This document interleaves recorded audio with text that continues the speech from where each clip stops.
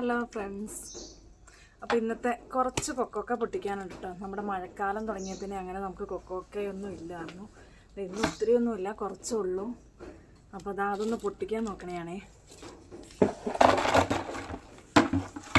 ഞാൻ കുറേ വീഡിയോ ചെയ്തിട്ടുണ്ട് കൊക്കോയുടെ. ഇതാണ് കൊക്കോക്ക. നമ്മൾ ഇതിനു മുമ്പും 2-3 വീഡിയോ ഒക്കെ കൊക്കോ പൊട്ടിക്കണയൊക്കെ കാണിച്ചിട്ടുണ്ട് കേട്ടോ. പക്ഷേ ഇനിയും കൊക്കോക്ക എന്നാന്ന് അറിയാത്തവരും കൊക്കോ കൃഷി അതിനെക്കുറിച്ച് നമ്മുടെ വീഡിയോ പുറമേ നിന്നുള്ളവരൊക്കെ കാണുന്നവരെ അവർക്ക് അറിയത്തില്ലാത്തതുകൊണ്ട് ഇതാട്ടോ കൊക്കോക്ക. അപ്പോൾ അതിൻ്റെ ഉള്ളിൽ ഞാൻ കാണിച്ചു തരാം. ഇത് നമ്മുടെ ഇടുക്കിയിലുള്ള മെയിനായിട്ടുള്ള കൃഷികളാണ് കൊക്കോ, പിന്നെ കാപ്പിയുണ്ട്, കുരുമുളക്, പിന്നെ മെയിനായിട്ട് ഏലം. ഇതൊക്കെ നമ്മുടെ ഒരു കാർഷിക വിളയാട്ടോ.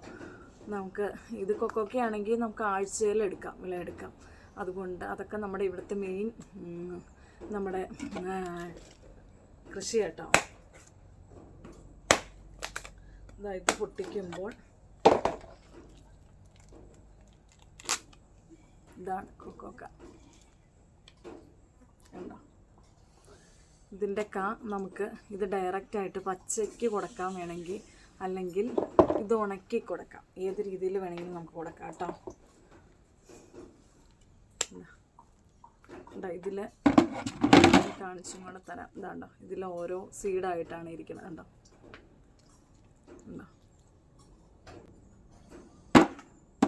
ഞാനിപ്പോൾ ഇങ്ങനെ ചെയ്യാൻ കാരണം ഇത് സ്ഥിരം കണ്ടു കിടക്കുന്നവർക്ക് ഇതൊരു മടുപ്പായിരിക്കും. എന്നാലും ഇത് കാണാത്തവരുണ്ട്.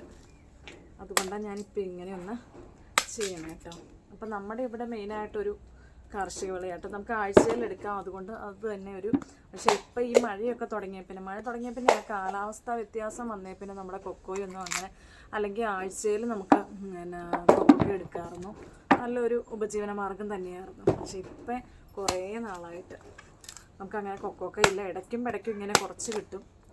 അത് അങ്ങനെ മാത്രമായിട്ടോ. കൊക്കോയൊക്കെ കാലിയായിട്ട് നിൽക്കുക ചെയ്യണം. അല്ലെങ്കിൽ ഏത് സമയത്ത് നമുക്ക് കൊക്കോക്ക ഇഷ്ടംമാതിരി കിട്ടണമായിരുന്നു.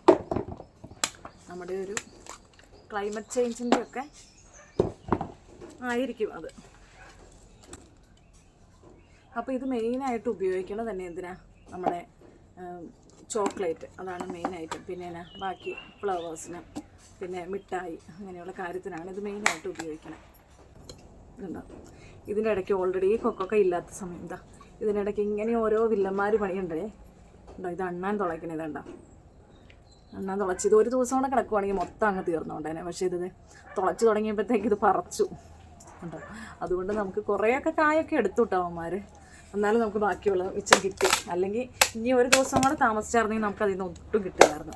അപ്പോൾ ഓൾറെഡി ഇല്ലാത്ത സമയത്ത് ഇങ്ങനെ ഓരോ വില്ലന്മാരും കൂടെ കുടിയുമ്പോഴത്തേക്കും നമുക്ക് ഒന്നും കിട്ടാത്ത അവസ്ഥയിലേക്ക് വരിക. ഇതിൻ്റെ തൊണ്ട് നമുക്ക് പശുവിനും ആടിനൊക്കെ കട്ട് ചെയ്ത് ചെറിയ കഷ്ണങ്ങളാക്കിയൊക്കെ കൊടുക്കാം കേട്ടോ.